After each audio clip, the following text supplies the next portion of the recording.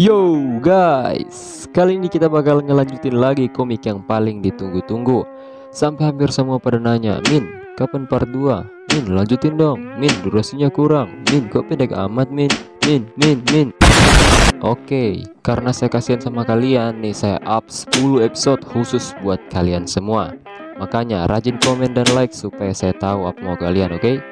So, gak usah banyak bacot lagi, langsung aja kita mulai. Cerita dimulai 1 bulan kemudian di dalam kantor dan memperlihatkan Yetian yang sedang berbicara dengan rektor sekolah mereka mengenai pendaftarannya untuk mengikuti ujian perburuan yang akan diadakan dalam waktu dekat. Karena Yetian berkata dia sudah memenuhi syarat ujian, Pak Rektor kemudian tersenyum dan mengambil sebuah dokumen, lalu dengan kasarnya melempar itu pada Yetian. Ternyata dokumen tersebut merupakan surat pertanggungjawaban hidupnya. Rektor lalu menyuruhnya untuk menandatangani itu sebagai syarat lain agar dapat mengikuti ujian. Yetian lalu mengambil surat itu dan berkata, "Aku mengerti." Dia pun keluar dari ruangan dengan tersenyum karena dia telah menyetujui dan menandatangani surat itu. Rektor yang melihat itu tersenyum sinis dan berkata, "Kau akan menyesalinya." Scene kemudian berpindah pada adik Yetian, Yeyu, yang baru bangun tidur. Dia pun langsung memanggil kakaknya dengan bodinya yang mantap kali. Pasti wangi betul, Min. Kalau yang lain dengar gimana? Oke. Yeyu lalu terkejut karena sudah dibuatkan sarapan oleh kakaknya yang ternyata sudah pergi untuk mengikuti ujian perburuan tersebut. Yeyu yang membaca surat itu merasa sangat cemas dan khawatir pada kakaknya tercinta. Cerita pun berlanjut di tempat ujian akan dilaksanakan. Lalu terlihatlah banyak sekali orang yang akan mengikuti ujian perburuan ini. Sementara itu Yetian merasa heran karena banyak sekali peserta yang akan mengikuti ujian. Zhang Bao lalu menjelaskan kalau mereka semua berasal dari kelima akademi besar. Jadi ternyata terdapat 5 akademi yang eksis di komik ini. Di antaranya akademi pertama yang merupakan tempat para jenius, sampai akademi kelima yang katanya merupakan tempat para pecundang yang tidak lain merupakan akademinya Yetian, MC kita. Lalu nampaklah orang yang berasal dari akademi pertama yang mengeluarkan kata-kata yang sangat meremehkan akademi kelima. Om-om yang bersama dengannya pun berkata kalau dia bisa berburu manusia dan hewan secara bersamaan. Si anak sombong bangske satu ini lalu berkata kalau itu merupakan ide yang bagus. Zhang Bao lalu langsung menjelaskan pada Yetian kalau si anak sombong bangske itu adalah Mo Xiaobei, seorang jenius dari akademi pertama yang berasal dari keluarga Mo. Yetian kemudian berkata, pantas saja dia begitu sombong. Tiba-tiba terlihatlah seseorang yang menyeret pedangnya di tanah sembari memasuki kemah akademi pertama. Orang itu lalu berteriak memanggil Mo Xiaobei keluar agar dia bisa mencincang badannya. Mo Xiaobei lalu keluar. Yetian heran dan berkata, "Siapa dia?" Zhang Bao menjelaskan kalau orang itu adalah Li Yunxing. Dia pernah dikalahkan oleh Xiaobei dalam ujian tahun lalu. Sontak Yetian menyemangati Yunxing sambil berteriak-teriak gak jelas yang seketika membuat Yunxing merasa canggung. Lalu toa di sekitar mereka pun berbunyi dan melarang adanya pertarungan di luar zona liar. Yunxing lalu merasa kesal karena hal itu dan berkata kalau dia tak akan melepaskan Xiaobei di dalam zona liar. Xiaobei yang mendengar itu berkata, "Dasar anak anjing." Yunxing lalu memanggil Yetian dan bertanya, "Siapa namamu?" Karena tadi Yetian menyemangatinya dan tidak takut kepada Xiaobei. Yetian lalu menjawabnya, tapi secara tidak sengaja dia kaget karena melihat bakat pedang dari Yunxing. Karena itu Yetian langsung menginginkan bakat itu, kemudian mengajak Yunxing berjabat tangan dan menyemangati Yunxing agar dapat mengalahkan Xiaobei. Bacot sekali ini anak, padahal cuma pengen skillnya aja. Sontak Yunxing langsung menjabat tangannya, dan karena itu bakat Yunxing pun langsung diembatnya. Penanggung jawab kemudian menyuruh akademi pertama untuk masuk pertama kali karena ujiannya memiliki urutan masuk yang dimulai dari akademi pertama. Zhang Bao kemudian pergi dan disusul oleh Yunxing. Yetian yang melihat sudah tidak ada orang di sekitarnya kemudian dengan lekas berlari ke arah hutan. Setelah dirasanya sudah cukup jauh dari sana, dia lalu membuka jendela status dan memulai penyatuan bakatnya. Penyatuan pun dimulai dan karena itu tangan Yetian memulai pembentukan ulangnya dengan cara dipatahin sampai hancur.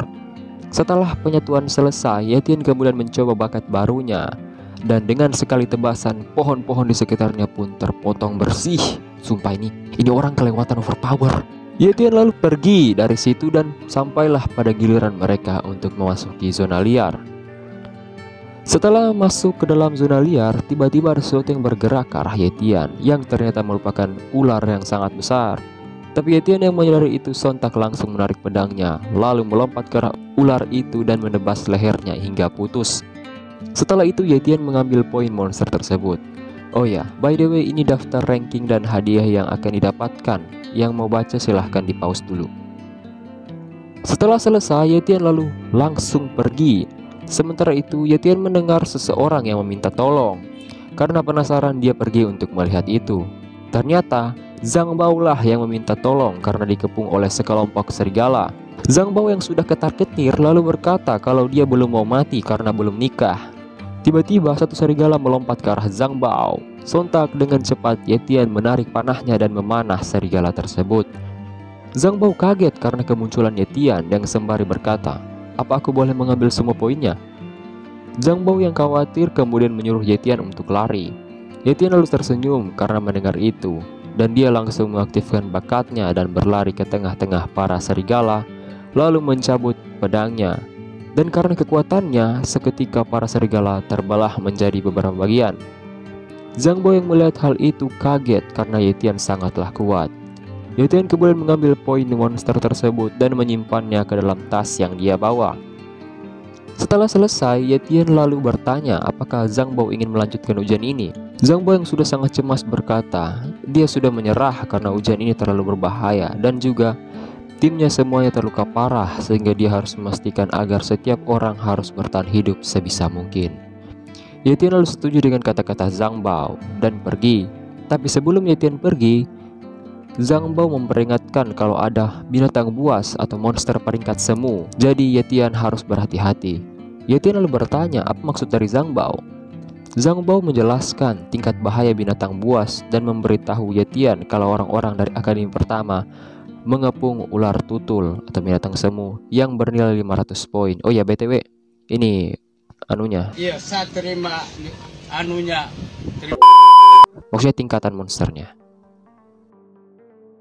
Yetian yang mendengar itu tersenyum dan langsung menanyakan arah di mana monster itu dikepung.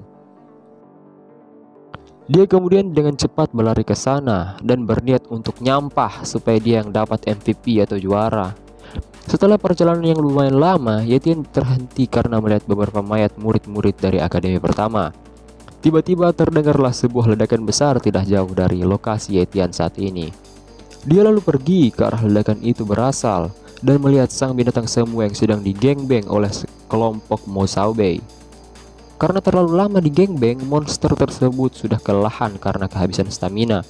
Si Om pun berkata bahwa Xiaobei harus memanfaatkan kesempatan ini untuk mengakhiri hidup sang monster. Tanpa basa-basi, Xiaobei mengambil pedangnya lalu melompat dan menyodok monster itu. Monsternya langsung mendesah dan menabok Xiaobei hingga terlempar sejauh kurang lebih 1 km dari permukaan bumi. Tapi monster itu kemudian jatuh dan mokat di tempat. Yetian yang melihat hal itu sangat kesal karena dia terlambat. Xiaobei lalu keluar dari runtuhan yang menimpanya dan dengan semangat berteriak kalau dialah pemegang juara pertama. Tapi sayangnya dia ter-PHP karena monster itu mengaktifkan mode ledakan darah dan menjadi binatang buas garang sepenuhnya. Karena sudah terluka parah, monsternya lalu melarikan diri dari situ. Xiaobei yang sangat-sangat kesal kemudian menyuruh semua anak buahnya untuk mengejar sang monster sebelum orang lain nyampah usaha mereka. Sama kayak lu, susah-susah nyerang Lord, pas Lordnya sekarat, musuh datang terus nyampah make retri. Kan kocak. Karena sang monster berubah dari binatang buas semu menjadi binatang buas garang, maka harga dari monster tersebut menjadi 1000 poin. Sontak mereka semua pergi mengejar monster itu. Yetian yang tadinya sudah down akhirnya menjadi sangat bersemangat untuk nyampah. Yetian lalu mengaktifkan kekuatan penuh dari bakat kecepatannya dan langsung Meluncur dari situ dengan kecepatan yang luar binasa. Dia kemudian mendarat tepat di jejak darah dari monster itu dan melihat sebuah bangunan yang diduganya adalah tempat sang monster bersembunyi. dan tanpa banyak bacot, Yetian lalu masuk ke dalamnya. Sesampainya di dalam, Yetian mencium bau darah yang sangat menyengat dari sang monster ular. Karena itu, Yetian menduga sang monster berada di dekat sini. Setelah masuk semakin dalam, Yetian lalu melihat sang monster yang sedang minum beberapa tetes cairan yang jatuh dari sebuah stalaktit. Oh ya, bagi teman-teman yang nggak tahu stalaktit itu kebalikan dari stalagmit yang merupakan batuan runcing yang terbentuk di dalam gua. Oke, lanjut. Yetian yang melihat monster itu meminum beberapa cairan dari stalaktit, kemudian berpikir kalau itu bukanlah cairan biasa, tapi dia akan mengurus itu nanti jika dia sudah mendapatkan 1000 poinnya. Dia pun langsung bergerak dengan kecepatan tinggi ke arah sang monster ular. Sontak monster ular itu sadar dan menyerang Yetian hingga pedangnya terlempar. Tapi dengan gesitnya, Yetian mengambil panahnya dan memanah sang monster tepat di kedua bola matanya. Kemudian menangkap pedangnya dan dengan cepat menusuk monster itu dari badannya. Dan dengan sekuat tenaga, dia menariknya ke atas yang membuat sang monster kesakitan dan terbelah menjadi 2. Yetian lalu berhasil membelah sebagian besar dari monster ular itu, yang tentu saja membuat sang monster benar-benar mokat kali ini. Yetian pun bernapas lega karena sudah membunuh sang monster. Dia lalu pergi ke arah cairan tadi dan mengambil botol untuk menampung cairan itu. Kemudian, dia membelah-belah mayat sang monster untuk mengambil mata monster yang merupakan poin dan darah yang sangat berharga dari jantung sang monster. Setelah itu, dia kemudian mengambil cairan dari stalaktit yang telah dia kumpulkan. Karena dia tidak tahu seberapa berharga cairan ini, dia menghancurkannya agar Xiaobei tidak mendapatkannya. Setelah semua persiapan selesai dan juga barang-barangnya telah selesai dia kemasi, dia lalu pergi dari situ. Cerita pun berlanjut dan memperlihatkan kelompok Xiaobei yang hanya menemukan mayat monsternya yang tentu saja sudah dikuliti oleh Yetian. Xiaobei yang melihat itu sangat marah karena sudah disampah oleh seseorang. Si lalu berpindah pada Yetian yang sedang bersembunyi dan menunggu kelompok Xiaobei keluar dari situ. Tak berselang lama, mereka pun keluar dari gedung itu. Karena sangat kesal, Xiaobei kemudian menyuruh anak buahnya untuk mencari sang pencuri yang tidak lain adalah Yetian.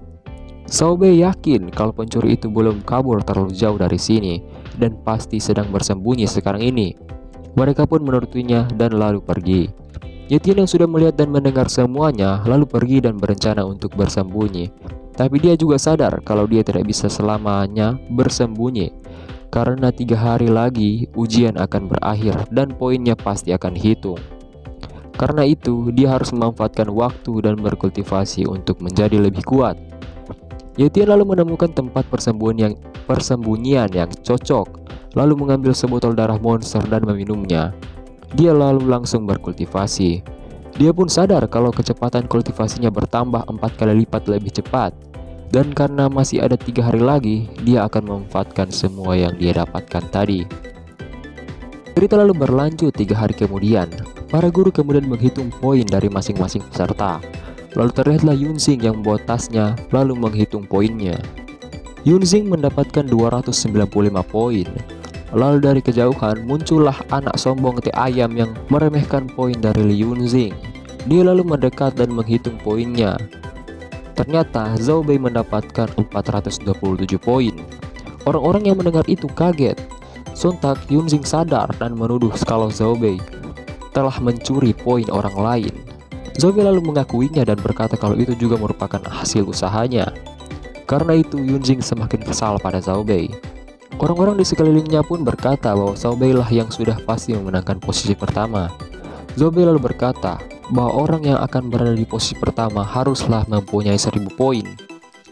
Sementara para guru dan orang-orang membicarakan tentang murid-murid yang sudah mati, muncullah seseorang dari kejauhan yang ternyata adalah Yetian yang sedang berjalan dengan santainya. Sesampainya dia di situ, dia langsung menghitung poinnya dan mendapatkan total 1163 poin. Yetian pun langsung menempati posisi pertama saat itu juga.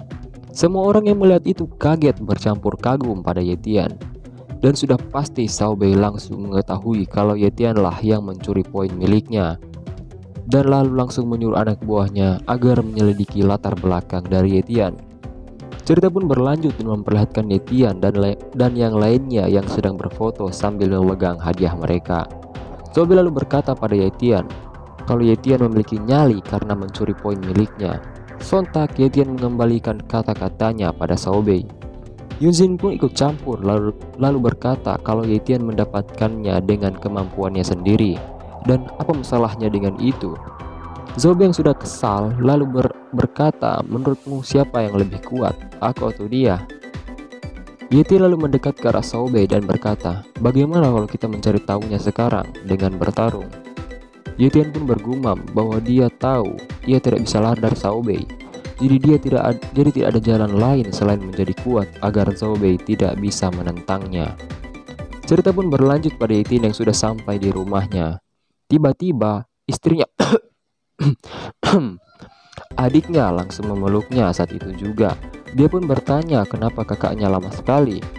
Karena terlalu khawatir, dia memeriksa seluruh tubuh Yetian untuk memeriksa apa Yetian baik-baik saja. Setelah selesai, Yetian berkata pada adiknya kalau dia membawakannya beberapa oleh-oleh. Yi yang melihat semua hadiahnya lalu berkata akhirnya kakaknya punya cukup uang untuk menikah.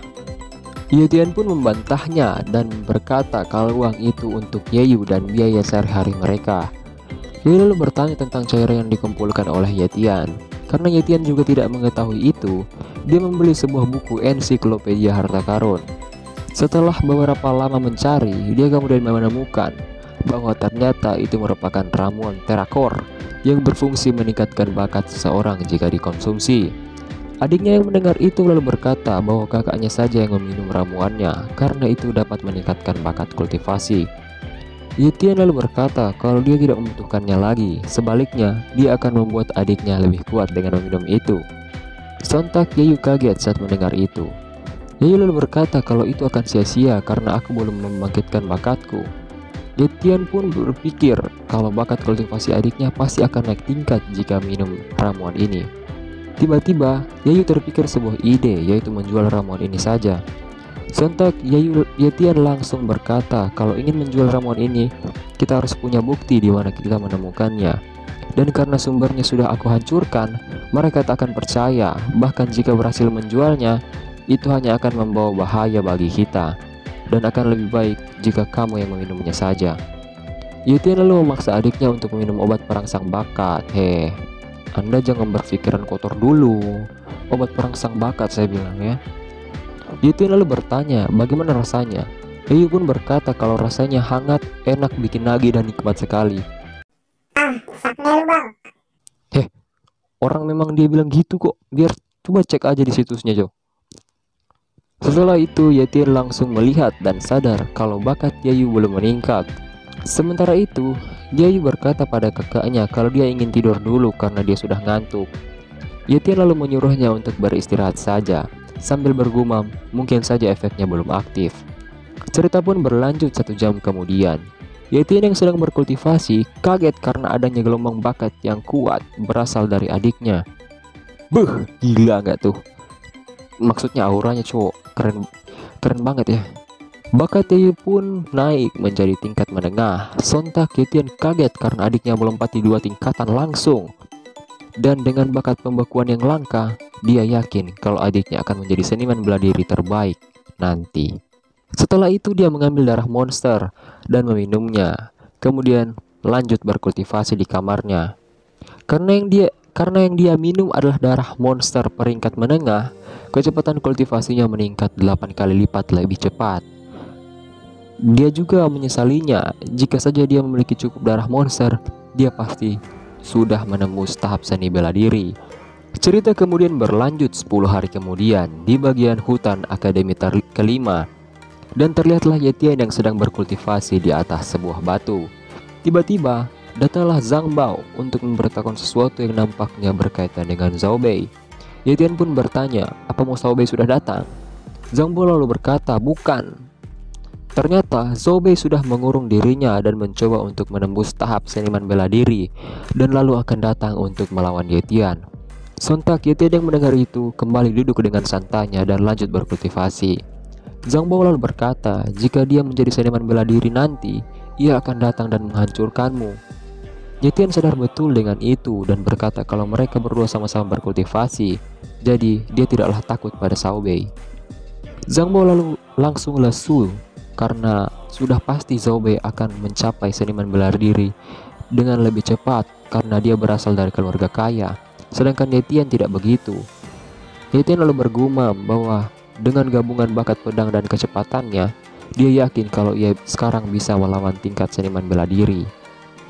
Scene lalu berpindah di mansion keluarga Mo, dan terlihatlah sebuah pintu baja yang sangat besar yang sedang dijaga oleh seorang om-om. Tiba-tiba pintu